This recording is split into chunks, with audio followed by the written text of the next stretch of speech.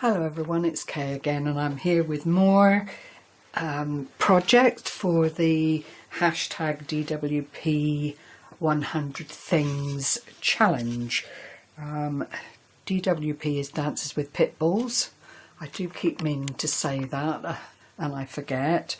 There are 3 ladies in the UK, as far as I'm aware, that have entered this challenge. One of them being Little Snippets, Jer, over there in Ireland. And also, oh dear, the Scottish crafter. She's called Sam. She's another lady that is actually taking part in this mammoth little trek. So do keep an eye out for her. I will try and leave a link to both ladies' channels underneath this video. Now, the projects I'm bringing to you today are pocket clip 12 by 12. Oh, I'm on the wrong page, sorry. I'm so confused. Yes, I'm on number 15, not number 14 and previous. This is a decorated box that I've decoupaged with serviettes and decorated with a bit of lace and stuff. I then went on to make A.T.C. coins, which I'll talk to you about when I get to them, for those of you that perhaps haven't heard of them as yet, and 18 teeny tiny paperclip embellishments. So without further ado, that is number 17. I will show you what I've done, and we'll start with the A.T.C. coins because these are quite exciting. Now, following Jared's video, ever looking for inspiration, I went on to check out Nina Ribena, who was talking about A.T.C. coins, and from there went to check out Crafty Hodges, who is the inspiration behind the latest little craze that started up in the community, crafting community. And I have to say, Joanne is an absolute delight. She talks very clearly about how the circular A.T.C. should be put together, and states obviously that they need to be firm, they need to be well structured, they can be decorated in whichever way you like, and they're actually quite good fun to put together. So the size of them is 2.5-inch circles. Now, unfortunately, I didn't have a plain 2.5-inch punch or round, so I got the old die cut machine out and put these together, and I just think these are huge fun. I've made these in sets of 2, put a little bit of wordage on and a little heart, and the papers I've actually cut out from were a craft magazine. Again, Joanne Crafty Hodges had actually suggested that when you first start out, they're a great way to start because you don't have to be concerned about mixed medias or getting the colours right. It's just papers. So I took her at her advice and made these 6, 2 of a kind of spring-like floral theme. Oh, I'll bring them back that way a tad. 2 nature ones with butterflies and flowers on. That's the other one. Lovely colours, bright and cheerful. And 2 of my next favourite pastime. Well, I shouldn't really say that out loud, but what the hell, you know, we're here, we're all together. Wine. Wine. Now this one says, aged to perfection. Well, that's almost me too, I have to say. So, you know, I had to borrow that one from the magazine. And the other one is just the more traditional cheers with 2 glasses of wine on it, and for you. So that was how I started. Now these are several layers thick. There's not a whole lot of give in them. I think there are 4 layers in total, and then I went over them with Mod Podge just to seal them and keep them safe. So I was actually, I'll just come in a bit closer on those. I was really pleased with them, I have to say, and just, oh yeah, they're a great idea. I needed to be a little bit more careful with placing the papers onto the rounds, purely and simply because I used wet glue, and actually it was a bit too much for the magazine paper. It's wrinkled and so on, but for first play I was really quite happy. And then I went on to, I can't remember whether it was Nina Ribena or Joanne Crafty Hodges that suggested these could be featured in a pocket letter. But anyway, I went through papers that I had to hand already printed out from various digikits, Tsunami Rose and Ephemera Vintage Garden, I believe these are. I'll just move those out of the way.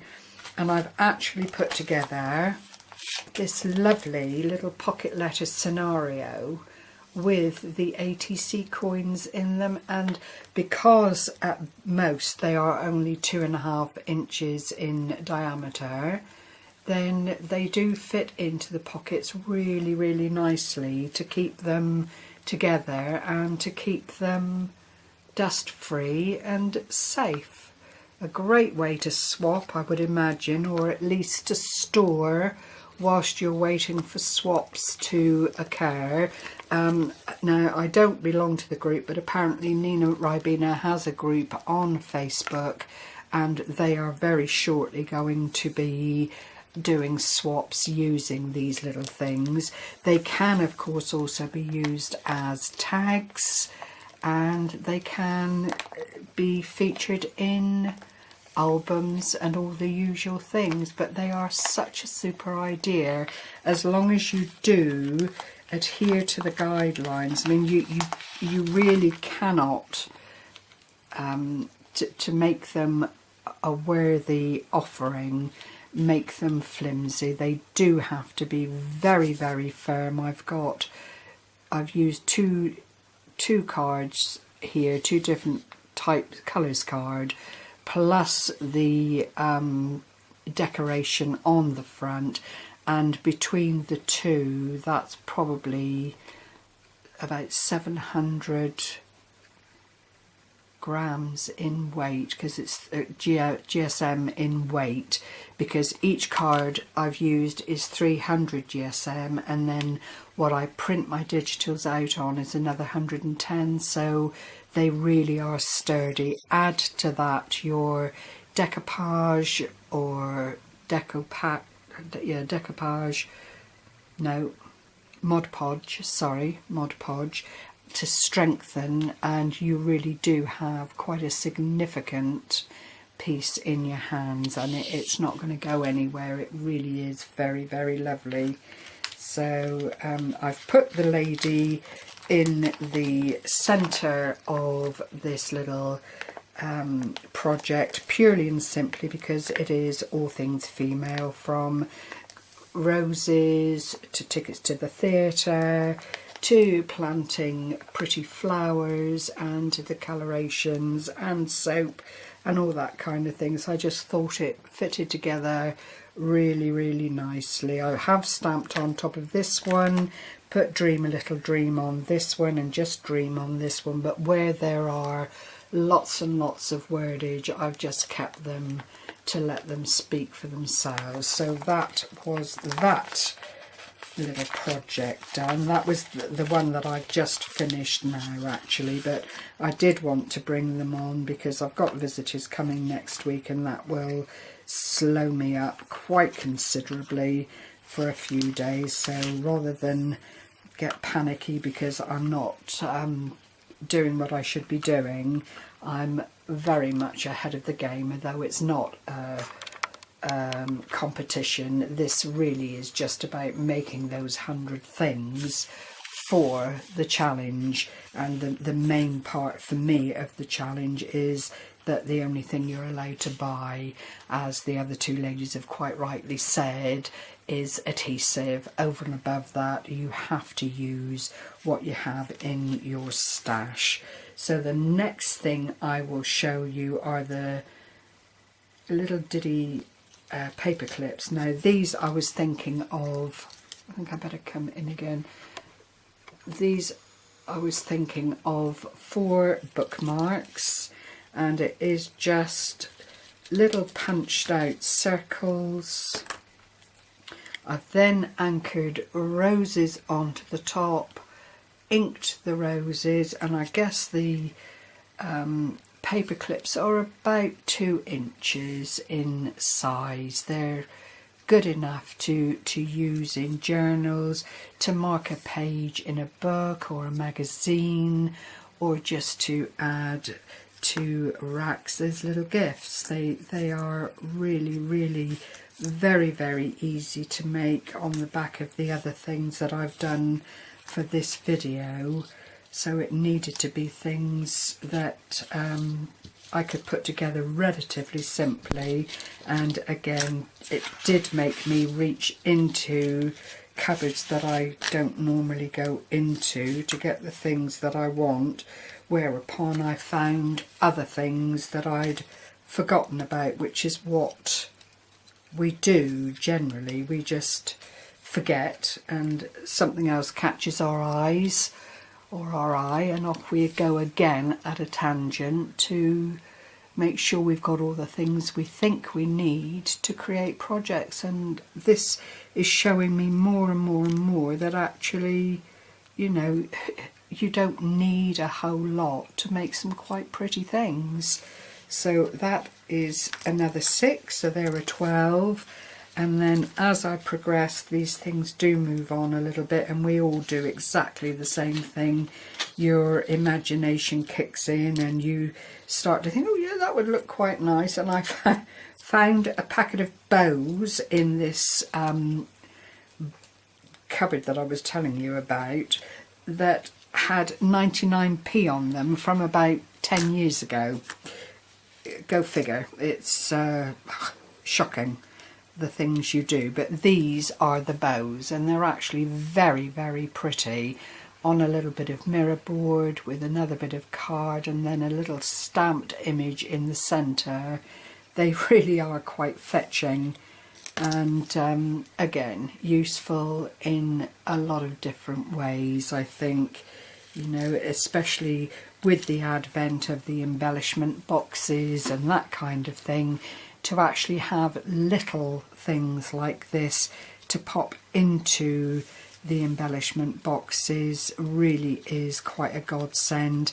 I will at some point be putting one of those together, but for the moment I'm just concentrating on making what springs to mind each day. So when I get absolutely stuck and I can't think of anything else, that's when I'll reach back and make an embellishment box or something like that and move forward with it. So that is all of those. The main thing I've made, I'm going to move all of these over for the moment, is a box that I've altered, and I'm really quite pleased with how it's come out. I'll just widen out the screen again so that you can see it.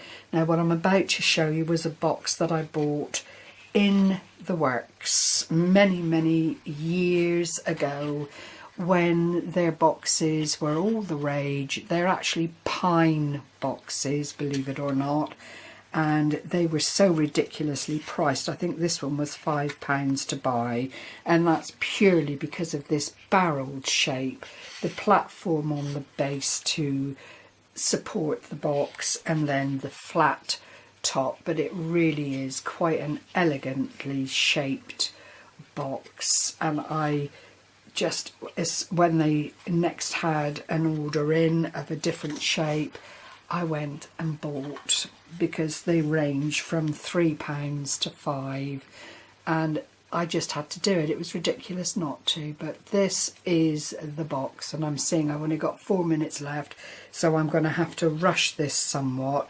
But I've decorated just using napkins. I've toned down the flowers, the blue, with a white wash. I've added the lace just to finish off, put Mod Podge all over to seal, decorated with the wild orchid flowers and roses and leaves. And then when you open it up, I've lined the inside with a kind of satin material, whitewashed the lid, and if you can't see, the ribbon inside says to love and to cherish. It's not a wedding box, but I just think if you have special things in your life that you'd like to put into a box, then that's quite a nice thing to have in the liner. On the bottom I've just used some of these foam pads just to keep everything in order so as not to scratch furniture or anything. But that is my final project for the moment, and that, as I say, is right up to number 17. So thank you once again for sharing this time with me. I do hope I've inspired and made you smile with what I've made. Take care everyone, happy crafting, bye bye for now.